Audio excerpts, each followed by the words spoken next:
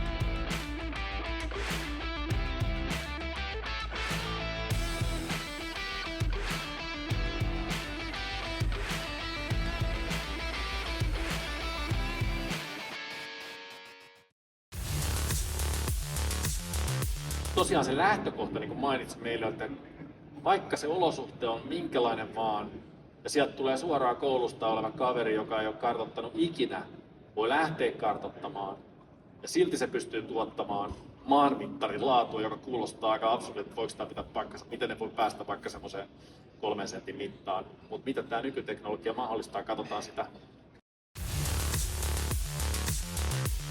Niin kuin mainitsin, Fieldsightilla meillä on erilaisia kartoituslaitteita, me ollaan laitevalmistajia ja tuotteita optimoidaan tähän verkon rakennuksen käyttöön. Ja tässä on niin kuin tätä repertuaaria. Sitä tarvitaan, Suomessa olosuhteet on niin erilaisia ja tilaajavaatimukset on hyvin erilaisia. Tämä Fieldsight G&D-tuote, joka nyt on 2024 tuotu markkinoille ja on kiitettävän laajalle levinnyt ja se on maanrakentajan näkökulmasta mieluinen työkalu, jota voidaan käyttää monella tavalla ja tukee myös niin kuin kartoitusta 3D-malliksi. Niin ehkä tässä vaiheessa voisi kysyä Santerelta, että mitäs tämä niin kuin G&D, niin sanottu granaatti, on pelannut siellä kentällä. Mitä maanrakentajat on tuumannut siitä? Maanrakentajat on tykännyt tästä. Siis tää on kompaktikokoinen, tää pysyy mukana ja se, että on yksinkertainen käyttö. Minkälaisilla tyyleillä, jos mietitään vaikka niitä tontteja tai muuta, että minkälaisella tyylillä mennään missäkin Se on, sanotaan, että niin se perinteinen runkoverkon rakentaja, se ottaa vielä mielellään tuon mittatikun käyttöön. Ja sitten niin kun mennään tontille ja tonttirakentajat, niin he käyttää kädestä tai Y-podissa, eli ei tarvita turhaan niin mittatikkua siihen mukaan. Se riittää heille tuohon tontin kartoittamiseen. Mun nimi on Jussi Jönkkäri ja mä vedän JJ Tech Infra -nimistä maanrakennusyritystä Kankaanpäässä. Me ollaan maanrakennusyritys ja me tehdään pääsääntöisesti kuituinfran rakentamista. Me ollaan jo muutaman vuoden käytetty erilaisia Fieldsight-tuotteita avoajan kartoituksessa. Kun kartoitusratkaisu toimii sujuvasti, me voidaan keskittyä olennaiseen, eli kaivamiseen. Meidän käytössä tarvitaan ratkaisu, jota on helppo käyttää ja se toimii kaikissa käyttöolosuhteissa. Uusien henkilöiden perehdytys toimii helposti, ja jos tukea tarvitaan, sitä saadaan nopeasti jopa työmaalle. Ratkaisu säästää meiltä aikaa, kun materiaaliraportit saadaan suoraan Fieldsightista. Reaaliaikainen tilannetieto vähentää turhaa soittelua, matkustamista ja työtä voidaan tarkastella kuvien avulla. Me voidaan suositella ratkaisua kaikille alan toimijoille.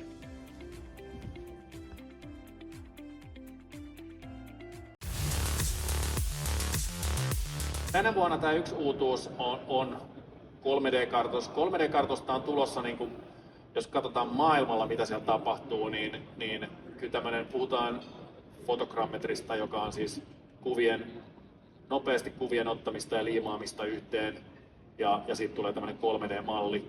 No mitä se mahdollistaa vaikka jossain spottikohteessa, niin sähkön puolella esimerkiksi muutama edusta on vaikea, mitä sä nyt tutkaisit sen sitten, niin me voidaan napata tuommoinen aineisto, vaikka tuossa seuraavassa on tuommoinen pieni spottikohde niin muutamissa sekunneissa, ja totta kai se dokumentointivastuu siitä toki se siirtyy sitten sille dokumentoijalle tai insinööritoimistolle ja muuta finalisoida se, mutta jos me katsotaan tätä seuraavaa 3D-mallia, mikä tässä pyörii, niin mulla meni noin 10 sekuntia, että mä napsasin ton. Siinä oli aidat ympärillä. Jos mietitään niin kuin muuntamon edustaa, niin se voi olla vaikka 3 metriä syvällä. Ei sinne lähdetä ihan helposti niitä kaapeleita kartoittelemaan ja niin poispäin. Niin kyllä se, niin kuin, jos mietitään tämmöisiä just pienkohteita, niin tämä on aika niin kuin mielenkiintoinen, vaikeita kohteita, tämä teknologia. Ja sitten tähän käytännössä tuolta FieldSight Kissillä digitoidaan nuo kaapelit käytännössä. Siihen 3D-malliin kliksutellaan, tämä on läpinäkyvää, syvyystiedot voidaan katsoa siitä, klikkaat mittatyökalulla, katsotaan pintaa, sitten katsotaan pohjaa, kasvu. Okei, tästä saadaan se syvyys. Mitäs Santeri, näet sä, että tämmöisellä niin kuin 3D-mallilla niin kuin teidän projekteissa, niin onko sillä minkälaista, olisiko sillä jonkunlainen sovelluskohde, onko jotain semmoisia, mitä tulee mieleen? Pari kohdet heti niin kuin alkuun. Toinen on, kun rakennetaan kuituverkkoja tuonne alueelle, missä on jo paljon olemassa niin infrastruktuuria, niin kaupungithan haluaa, että ne asetetaan kaapit muiden kaappien viereen. No sehän tiedetään, että se on aivan täynnä tavaraa jo.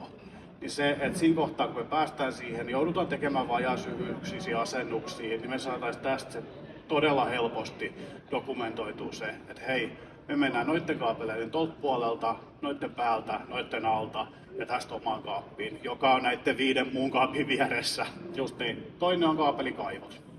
Aivan. Ne on monimutkaisia siitä, että siellä menee mustaa kaapelia 17 kappaleet joka suuntaan, niin se, että sä pystyt oikeasti digitalisoimaan sun oman kaapelissa. Kyllä. Siitä on todella paljon hyötyä. Kyllä. Ja sitten jos mietitään, vaikka se kartoitusaineisto tulisi jollain toisella tavalla, mutta sä saat silti tämän referenssiaineisto, jos se otetaan lisäksi tämä 3D-malli, niin sä voit ihmetellä sitä sitten myöhemmin, palata siihen, katsoa pieniä yksityiskohtia, katsoa mittoja, vaikka mitä. Että kyllä tämä niinku, siinä kun tämä on niinku dokumentoijan tai suunnittelijan käpisteltävissä, niin tämä on niinku aika mielenkiintoinen. Laskusyvyyden mittauksesta on useita tapoja mitata sitä laskusyvyyttä, aina sieltä niin kuin laseri ojaprofiilin skannauksesta. Tämä lidari on uusi asia, se tuottaa automaattisesti ojaprofiilin. Voidaan puhua vähän niin kuin tämmöisestä juustosiivusta, mikä sen ojan muoto on. Sieltä tunnistetaan kaapelin paikka automaattisesti, missä se on.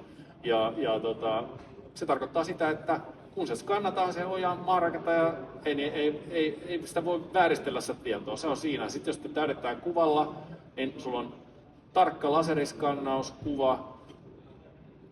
Jos mietitään sitä, että miten luotettavaa se tieto on, mitä kerätään kentältä, niin se on läpinäkyvä. No joo, sitten on tämä syvyyskaava, haastavat ympäristöt, missä se toimii, ja niin kuin puhuttiin siitä 3D-mallista, miten sieltä voidaan mitata, ja sitten tästä niin kuin AR-kamerasta ja syvyyksistä, ja toi tutkaus. Applikaatio, helppokäyttöisyys on totta kai se ollut se meille se kriittisin tekijä tässä, mutta miten sä näet, että pysyykö toi niinku älypuhelin tuolla kourassa näillä? Siis tämä on ollut sen verran yksinkertainen käyttö, että olette tehnyt siihen oikeasti paljon töitä ja kehittänyt sitä koko ajan yksinkertaisemmaksi ja helpommaksi.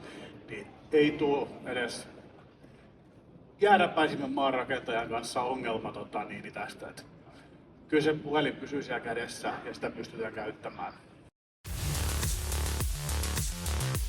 Teknologian mielessä älykellothan on niinku yleistymässä ja tämä teknologia mahdollistaa sen. Kysyttiin itse, että miksi me tehdään tätä. No, me ollaan varmaan ensimmäinen yritys, joka tuo tämän niinku kartoituspäätelaite, voi olla niinku älykello, sä voit vaihtaa sieltä mittaobjekteja, mitä mitataan. Ja tässä tapauksessa totta kai se mittaus, sä voit painaa tuosta GND-tuotteesta näpäyttää, että sä voit vaihtaa sen lajin. ja näpäyttää sitten käynnistää sen mittauksen siitä. Mutta tässä on nyt yksi esimerkki, mihin tämä maailma on menossa. Sulla voi olla pakkasolosuhteissa, sulla voi olla tuote toisessa kädessä ja sitten älykello, mistä sitten vaihdat vaan, että tähän otetaan sondimitta. No sitten tullaan tähän niin kuin seurantaan, reaaliaikaseurantaan ja mitä siellä ojassa tapahtuu. Niin Santeri, mitäs tämä, niin onko tämä reaaliaikainen data ja miten se on palvelu niin teidän projekteihin? Silloin kun mitataan aivo-ojasta, niin se, että me pystytään suoraan tarkistamaan esimerkiksi haarotuskohdasta, että onko tämä tehty oikein ja onko jatkot tehty oikein. Eli sitä kuvadokumentaatiota kun tarkistellaan, että hei, edetty taas tällä viikolla kilometriä, käydään läpi siitä matkalta, että mitä on tapahtunut.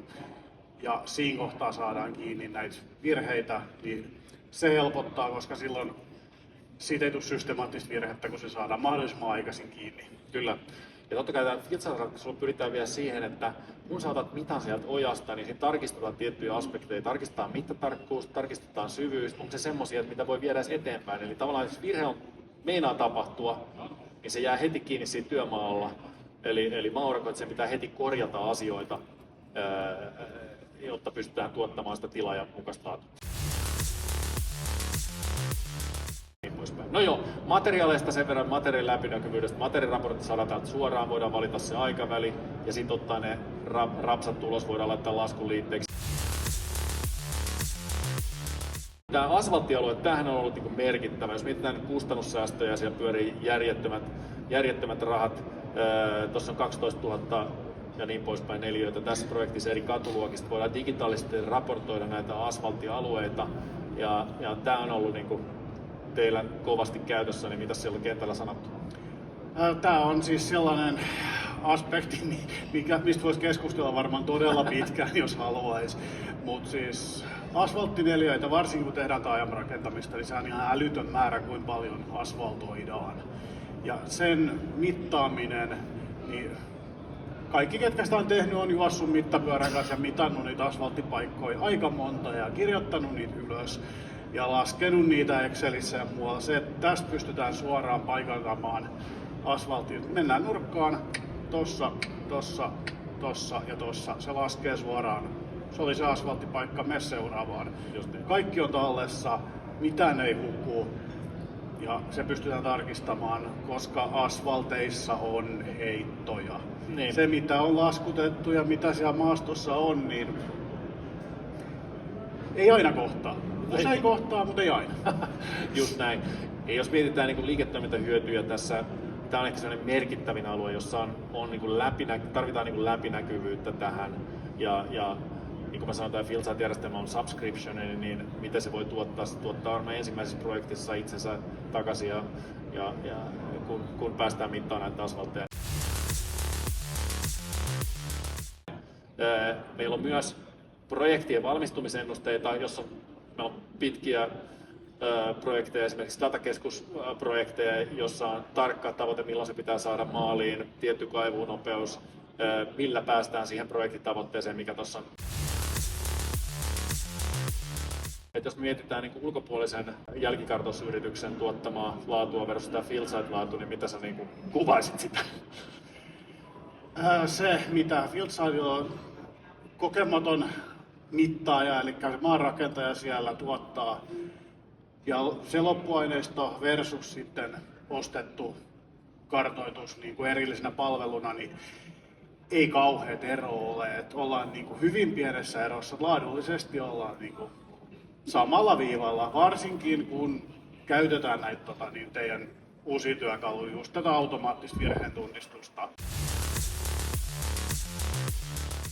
Okei, ja sitten tietenkin se aineisto pitää saada sieltä ulos eri formaateissa, eri koodauksilla, se on niin yksi merkittävä asia. Ja sitten tämmöiset kuin verkkotietokanta-integraatiot, on KeyPro, Keycomia, on Trimplenissiä ja vastaavia järjestelmiä, miten se niin tieto ui tämän niin prosessipyörän mukaisesti sinne verkkotietokantaan ja näin poispäin. Okei, tämä on FieldSight.